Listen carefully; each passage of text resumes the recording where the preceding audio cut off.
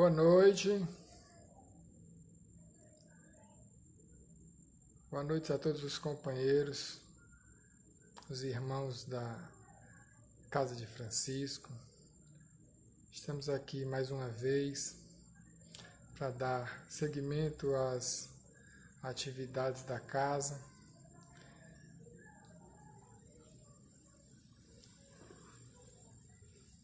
Hoje nós vamos fazer um comentário.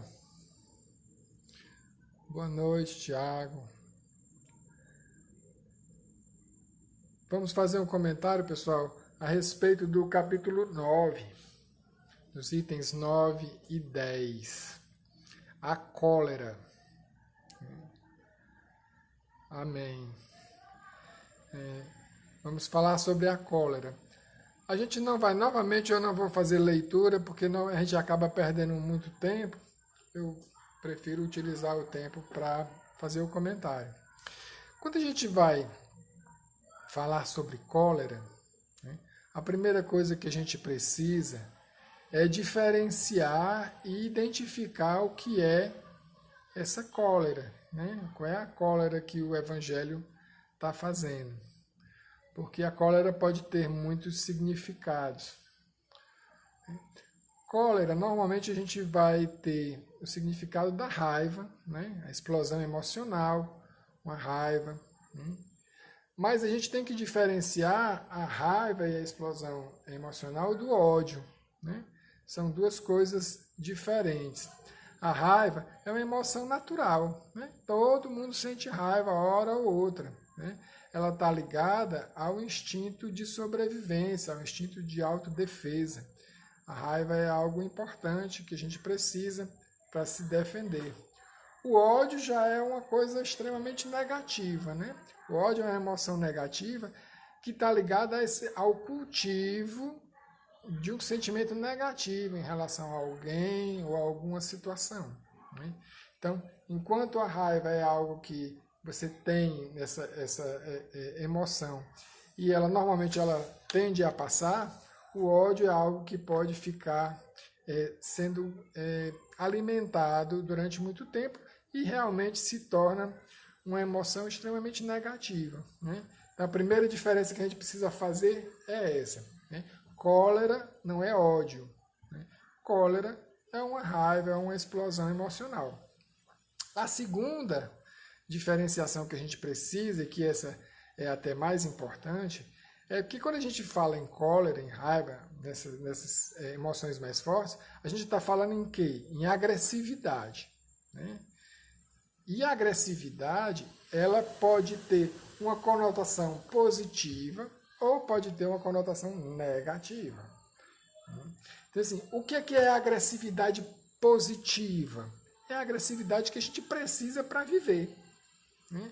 A gente precisa para poder ter ação no mundo, para a gente buscar os nossos objetivos, para a gente competir no mercado de trabalho, para a gente às vezes ter que dar limites e colocar, se defender de alguma situação desagradável, a gente precisar dizer um não para algumas situações, né? É necessário uma certa agressividade. Agora mesmo, eu aqui falando com vocês, eu preciso de uma dose de agressividade para poder ter essa energia para chegar até vocês. Né? Então, assim, a agressividade, ela é algo positivo. Né? Ela tem a ver com o uso desse poder pessoal. Né? E a agressividade negativa é justamente do que a gente vai falar aqui. Né? A agressividade negativa, que é a cólera no sentido do Evangelho, é essa raiva destrutiva, né? É a energia destrutiva, é a energia da violência, né? Que pode ser uma violência física, pode ser uma violência verbal, mas que é uma agressividade de consequências negativas. Né? As consequências da cólera, normalmente quais são? As consequências dessas explosões da violência. Medo, né? A gente inspira medo nas pessoas com quem a gente convive. Né? Normalmente a gente vai criar uma situação de relação destrutiva e uma relação abusiva. Né? Isso é muito comum através da cólera através dessa emoção negativa, dessa emoção desarmonizada, a gente pode dizer assim, né? E que vai gerar infelicidade. Não vai gerar só infelicidade em quem recebe a cólera do outro, né? Vai gerar infelicidade também naquele que faz, que gera a situação. Por quê? Porque se todas as pessoas ao meu redor estão infelizes, se as pessoas com quem eu convivo estão infelizes, como é que eu vou estar feliz? Não é possível, né? Então, a cólera, essa energia destrutiva, essa agressividade negativa e destrutiva, ela traz infelicidade para todas as pessoas envolvidas. E quais são as causas, Márcio? Né? Quais são as causas da cólera? O Evangelho vai trazer isso muito, muito bem, muito claro e muito enfático. A primeira das causas é o orgulho.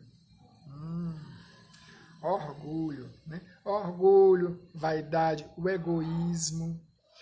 O egocentrismo é uma das maiores causas das cóleras.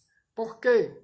Porque na hora que eu me vejo frustrado nos meus desejos, me vejo frustrado nas minhas intenções, eu me encolerizo, eu fico com raiva. Né?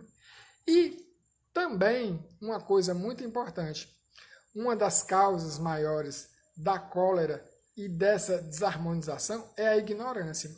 Que tipo de ignorância? Justamente a ignorância das leis de causa e efeito, de ação e reação, as leis divinas.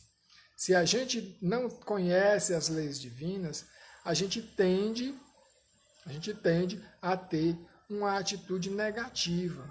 Né? A gente tende a perder o controle com mais facilidade, a gente tende a ser mais orgulhoso, a gente tende a esquecer que tudo que a gente faz vai ter um retorno.